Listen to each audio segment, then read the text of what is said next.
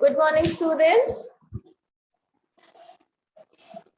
चलिए, तो हम लोग ने लास्ट क्लास में हम लोग का सब सारे चैप्टर्स कंप्लीट हो चुके थे ना।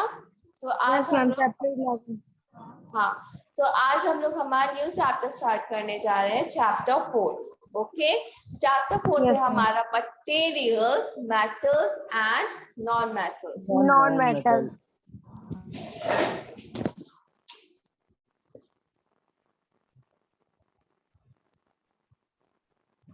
तो ये है हमारा chapter 4, materials, matters and non matters.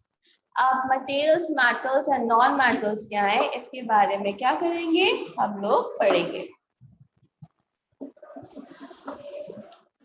You are familiar with a number of materials like iron, aluminium, copper, etc.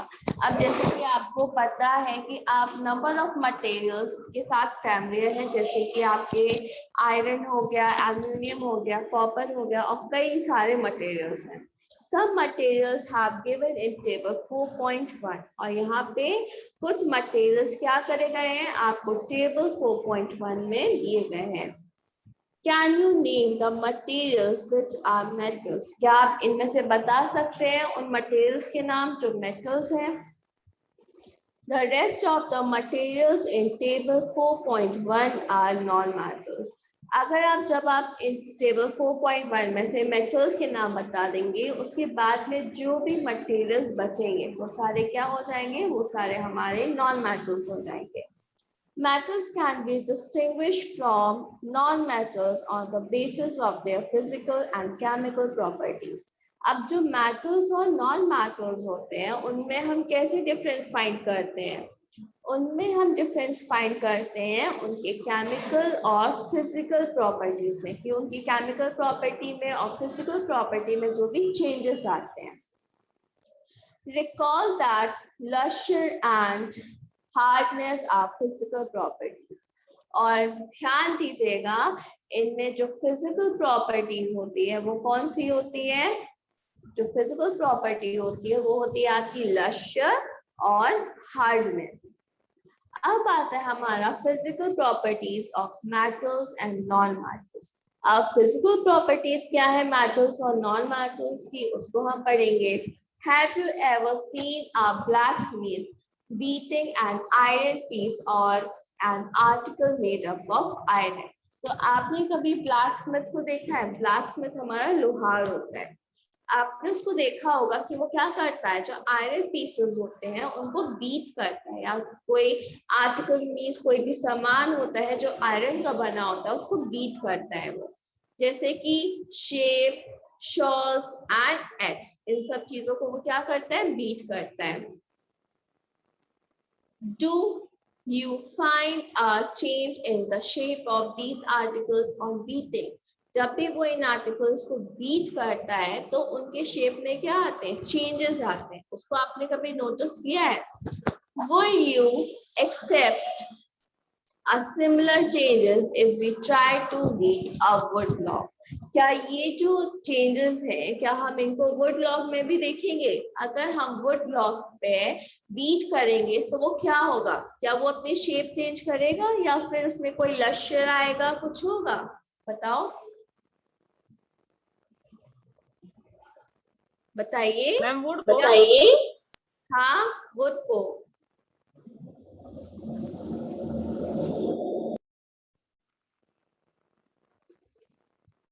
गौरव, राधिका, रुद्राक्ष, बताइए क्या होगा अगर हम लोग वुड को बीट करेंगे तो क्या उसमें लश्कर आएगा, शाइन आएगा, या फिर उसमें हार्डनेस होगी, क्या होगा, कुछ उसके शेप में चेंज आएगा?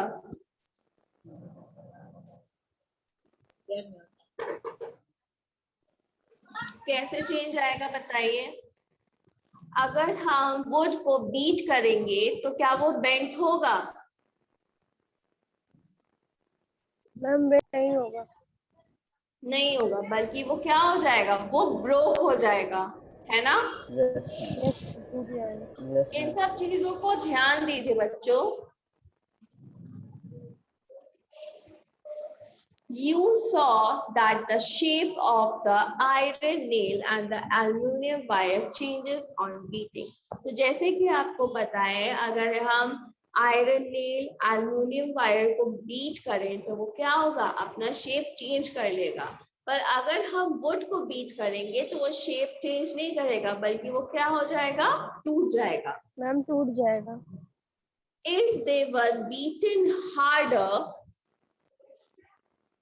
these could be changed into sheets. अगर हम क्या करें, अगर इनको और भी ज्यादा हार्डली बीट करें तो ये क्या करेंगे, ये शीट्स में चेंज हो जाएंगे। मीन्स जो हमारी पतली पतली शीट्स होती हैं उनमें चेंज हो जाएंगे। You might be familiar with silver foil used for decorating sweets. जैसे कि आपको पता है कि हम स्वीट्स को डेकोरेट करने के लिए जो सिल्वर फॉइल का यूज करते हैं।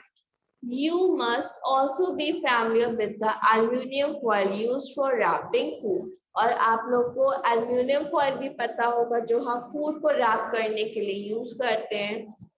ये क्या होता है, ये हमारा एल्यूमिनियम होता है, जिसको हम क्या करते हैं, जब बहुत ज्यादा हार्डली बीट कर देते हैं तो ये इसी तरीके से पतली शीट्स में, थिन शीट्स में चेंज हो जाते हैं। The property of metal by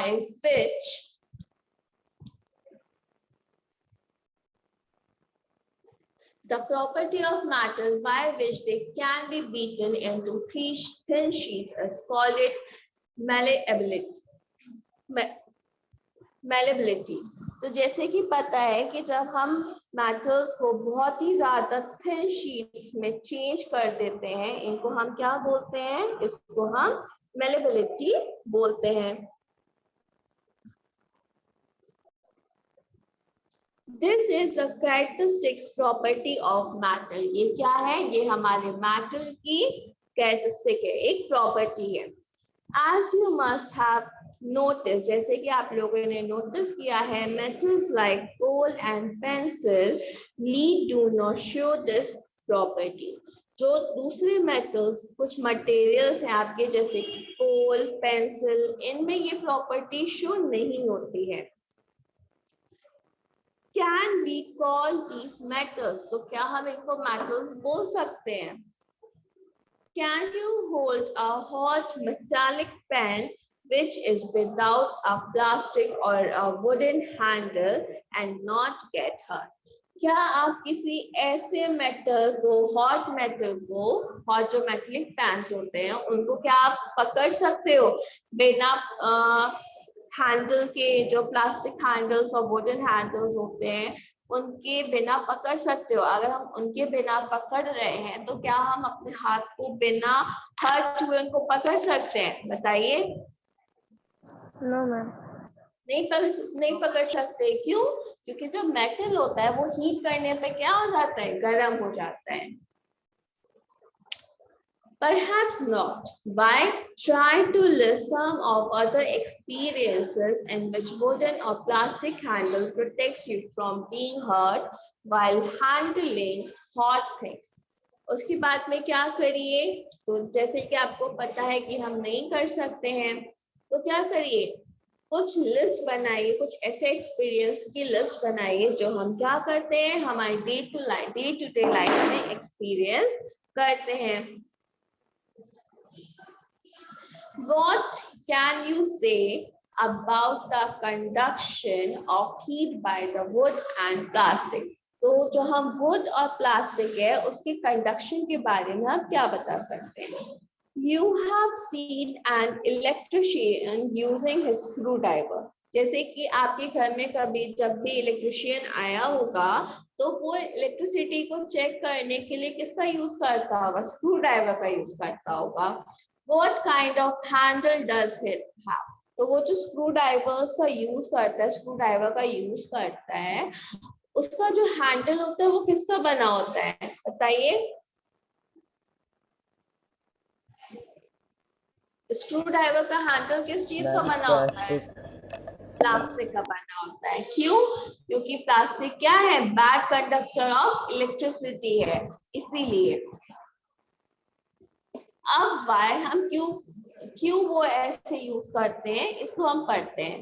तो you observe that iron rod, nail and copper wire are good conductors while rolled sulfur piece and coal piece are poor conductor। तो जैसे कि आपको पता है जो आयरन रॉड्स हैं, नेल्स हैं, कॉपर वायर्स हैं, ये क्या है, ये आपके गुड कंडक्टर्स ऑफ इलेक्ट्रिसिटी हैं।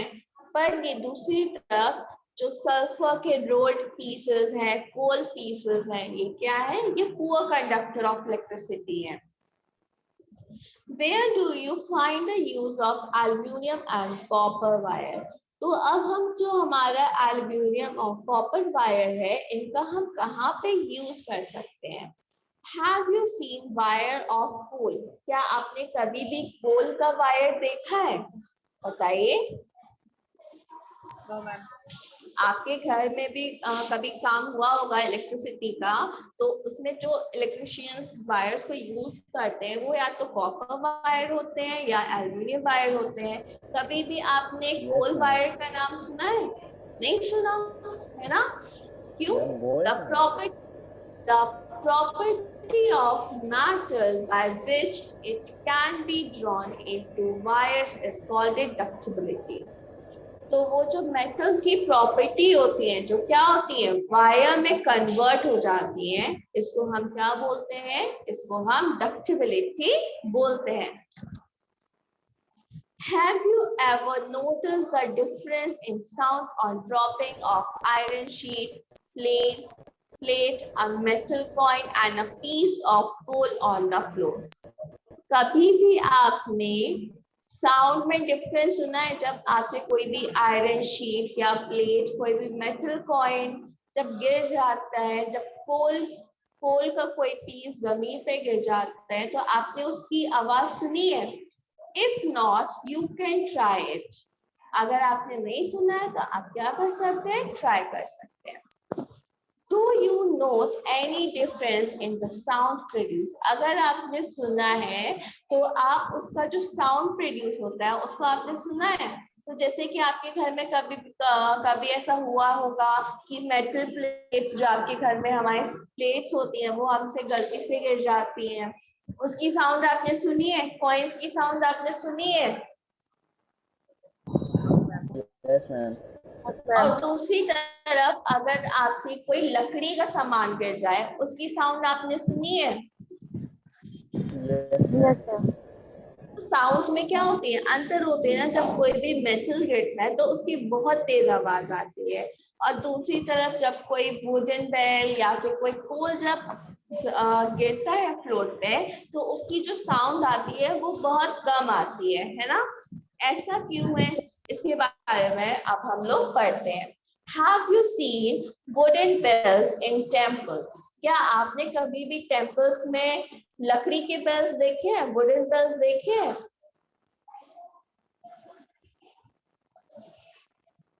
बताइए।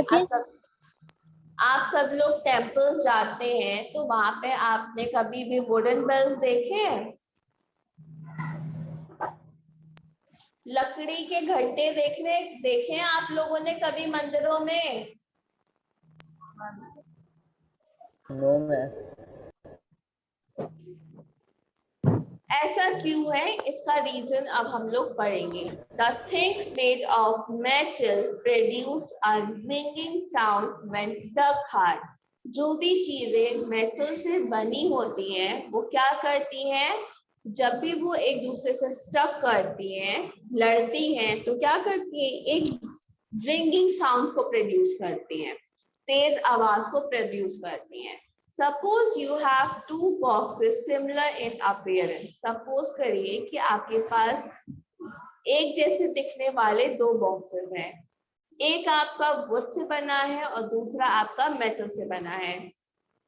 Can you tell which box is made up of metal by striking both the boxes? तो हम ये बता सकते हैं कि हमारा कौन सा बॉक्स है जो मेटल से बना है अगर हम दोनों बॉक्सेस पे स्ट्राइक करें तो। क्यों? अगर जब हम वुड पे स्ट्राइक करेंगे तो साउंड प्रोड्यूस नहीं होगी। अगर हम मेटल बॉक्स पे स्ट्राइक करेंगे तो क्या होगा? उससे साउंड प्रोड्यूस होगी। तो उससे हम पता लगा सकते हैं कि कौन सा हमारा वुडन बॉक्स है और कौन सा हमारा मेटल बॉक्स है। Since metals produce ringing sound, they are said to be sonorous. जैसे कि आपको पता है कि जो metals हैं वो ringing sound produce करते हैं, तो इसलिए हम उसको क्या बोलते हैं? इसलिए हम उनको sonorous बोलते हैं, means sound produce करने वाले metals. The materials other than metals are not sonorous. और मेटल्स को छोड़ के जो भी मटेरियल्स हैं जो साउंड प्रोड्यूस नहीं करते हैं उनको हम क्या बोलते हैं? नॉट सोनरस बोलते हैं।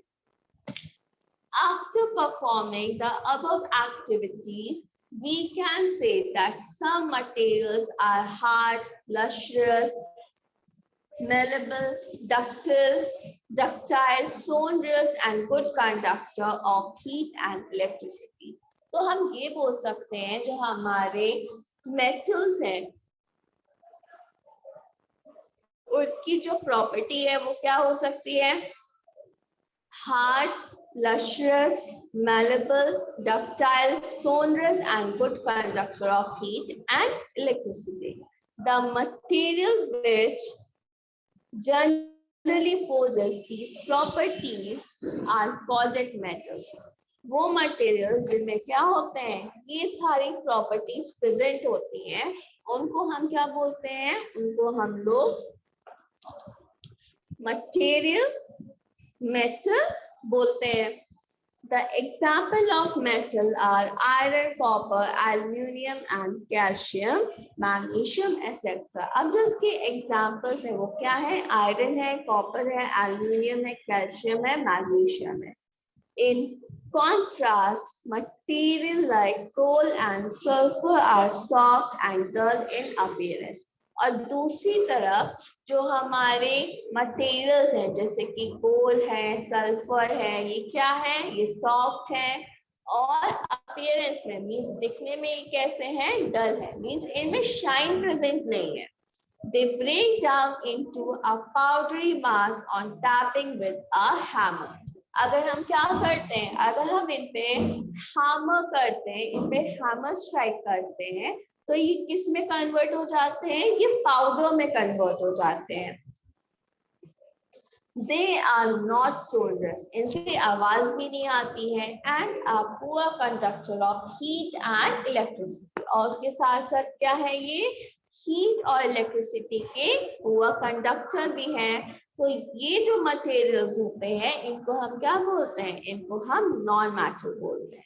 The example of non-metal are sulfur, carbon, oxygen, phosphorus, etc. और जो एग्जाम्पल्स है हमारे नॉन मेटल के वो क्या है? सल्फर है, कार्बन है, ऑक्सीजन है, फॉस्फोरस है और भी कई सारे इसके एग्जाम्पल्स हैं। अब नेक्स्ट आता है हमारा chemical properties of metal and non metal. तो ये जो अभी हमने प्रॉपर्टीज पढ़ी थी, ये सारी प्रॉपर्टीज हमने पढ़ी थी फिजिकल प्रॉपर्टी। और फिजिकल प्रॉपर्टी हमारी क्या थी? Hard, lustrous, malleable, ductile, sonorous and good conductor of heat and electricity. ये फिजिकल प्रॉपर्टीज थी। अब हम लोग पढ़ेंगे केमिकल प्रॉपर्टी। तो केमिकल प्रॉपर्टी में हमारा फर्स्ट आता है रिएक्शन विद ऑक्सीजन। मींस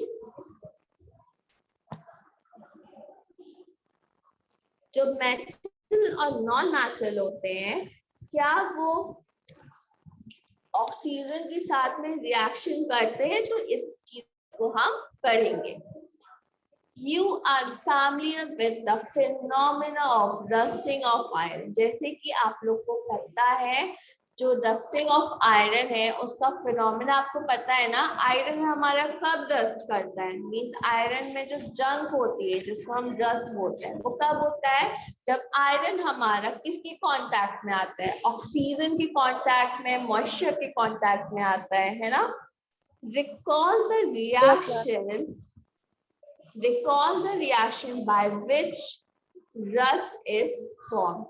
अब उस एक्शन को याद करिए कि जो रिएक्शन है उसको याद करिए कि हमारा जो ऑक्सीजन है वो कैसे रस्ट करता है, आयरन कैसे रस्ट करता है.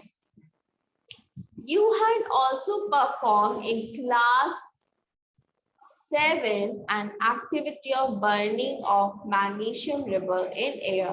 उसके साथ साथ आप लोगों ने क्लास 7 में एक्टिविटी भी करी हुई है. कौन सी एक्टिविटी? मैग्नीशियम रिवर की एयर में बर्न करने की.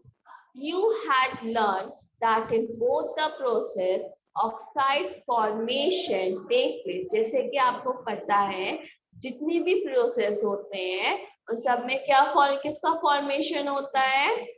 ऑक्साइड का फॉर्मेशन होता है. आयरन ऑक्साइड मींस ऑक्साइड का फॉर्मेशन होता है. Complete following reactions of iron and magnesium with water. तो यहाँ पे आप देख सकते हैं, यहाँ पे आपको द इक्वेशंस दी हुई है. कौन सी है? Iron plus oxygen plus water. अगर जब इसका रिएक्शन होगा तो क्या बनेगा, इसको आप लोग फाइंड करिएगा. इसी तरीके से दूसरा है मैग्नीशियम प्लस ऑक्सीजन. और जब मैग्नीशियम और ऑक्सीजन बनता है मिलता है तो वो क्या बनाता है? मैग्नीशियम ऑक्साइड का फॉर्मेशन करता है. इसी तरीके से जब आयरन ऑक्सीजन और वाटर मिलता है तो वो किस चीज का फॉर्मेशन करता है, ये आपको फाइंड करना है. ठीक है, बस इस बात का ध्यान रखिएगा जब भी हमारा कोई भी मेटल ऑक्सीजन के साथ में मिलता है तो वो किसका फॉर्मेशन करता है? वो हमेशा ऑक्साइड्स का फॉर्मेशन करता है.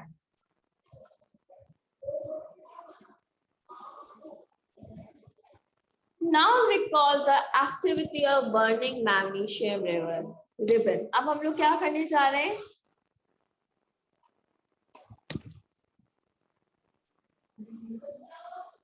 अब हम लोग एक्टिविटी 4.3 देखते हैं. एक्टिविटी 4.3 में हमें क्या बोला गया?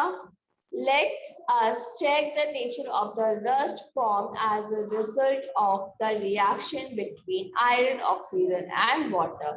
यहाँ पे हम क्या करने जा रहे हैं? आयरन, ऑक्सीजन और वाटर के बीच में जो रिएक्शन है उसको चेक करने जा रहे हैं.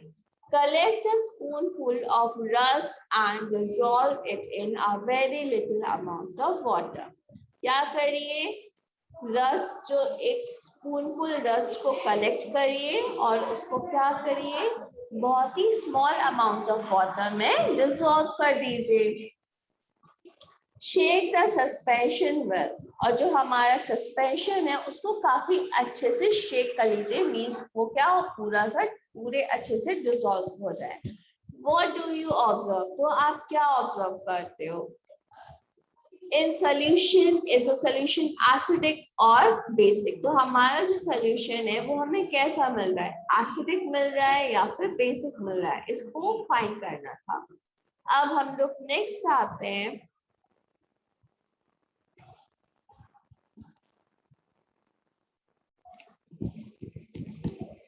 Now recall the activity of burning magnesium river. अब हम लोग यहाँ पे क्या करने जा रहे हैं? जो हमने मैग्नीशियम रिबन को बर्न किया था उसकी एक्टिविटी को करने जा रहे हैं. The ash obtained on burning magnesium ribbon is dissolved in water. Magnesium ribbon से जो भी हमें ऐश मिले थे उसको हमने क्या किया था? वाटर में डिसॉल्व कर लिया था.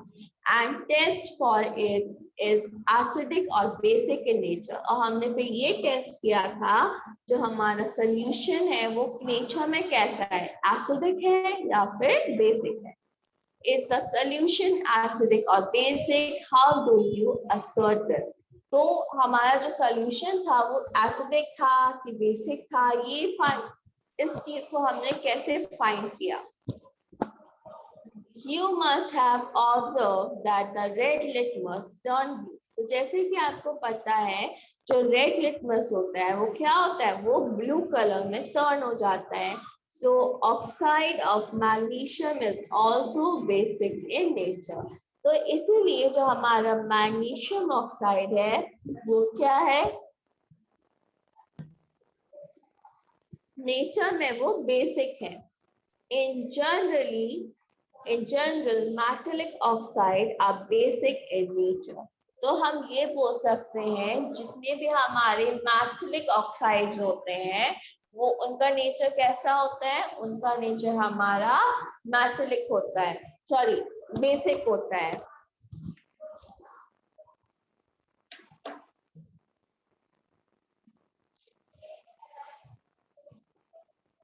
उसके बाद में the name of the product formed in the reaction of sulfur and oxygen in sulfur dioxide gas. यहाँ पे हमें क्या करना है, हमें प्रोडक्ट का फॉर्मेशन बताना है। जब हम सल्फर और ऑक्सीजन को रिएक्ट करते हैं तो क्या हमारा सल्फर डाइऑक्साइड गैस मिलता है। When sulfur dioxide is dissolved in water, sulphuric acid is form. जब हम क्या करते हैं, सल्फर डाइऑक्साइड को वाटर में मिक्स कर देते हैं, क्या वो सल्फ्यूरिक एसिड में कन्वर्ट हो जाते हैं। The reaction can be given below. तो यहाँ पे हम देख सकते हैं कि हमें रिएक्शन दिया हुआ है। सल्फर डाइऑक्साइड हमारा क्या होता है, SO2 प्लस वाटर क्या हो गया हमारा H2O। और जब इन दोनों को हमने रिएक्ट किया तो हमारा क्या बना, सल्फ्यूरिक एसिड बना। सल्फ्यूरिक एसिड बना और सल्फ्यूरिक एसिड हमारा क्या होता है H2SO3। The sulfurous acid turns blue litmus paper red। और जो सल्फ्यूरिक एसिड है वो क्या करता है, ब्लू लिटमस पेपर को रेड कलर में टर्न कर देता है। Generally, oxide of non-metals acidic in nature। तो हम ये बोल सकते हैं जो हमारे नॉन मेटल्स होते हैं उनका नेचर कैसा होता है, एसिडिक होता है। जो मेटल्स होते हैं उनका नेचर बेसिक होता है और जो नॉन मेटल्स होते हैं उनका नेचर एसिडिक होता है। Recall the name of some of the laboratory acids and bases you have read in table in class 7। तो क्लास 7 में आपने जितने भी लेबोरेटरी एसिड एंड बेसिस के बारे में नाम पढ़ा है उनको क्या करिए, उनको टेबल 4.4 यहाँ पे आप देख सकते हैं, ऊपर आपको टेबल 4.4 दिया है, metals and non metals and acid and bases. यहाँ पे आपको नोट डाउन करना है। Identify the metal or non-metal present in them which form oxides with oxygen। और क्या करना है, आपको आइडेंटिफाई करना है कि वो मेटल है, ये नॉन मेटल है और ऑक्सीजन के साथ मिलने पे क्या वो ऑक्साइड्स का फॉर्मेशन करता है, ये आपको फाइंड करना है। अब इसके बाद में नेक्स्ट आते हैं हमारे रिएक्शन विद वाटर। वाटर के साथ में वो किस तरीके से रिएक्ट करता है, इस यहाँ से हम लोग क्या करेंगे, हमारे नेक्स्ट क्लास में कंटिन्यू करेंगे। तो आप लोग को क्या करना है, आप लोग का होमवर्क है जो आपका table 4.1 and 4.4, table 4.1 and table 4.4 दोनों आपको अपनी बुक्स में फिल करना है। Okay okay, thank you students. Thank you ma'am. Bye ma'am. Bye.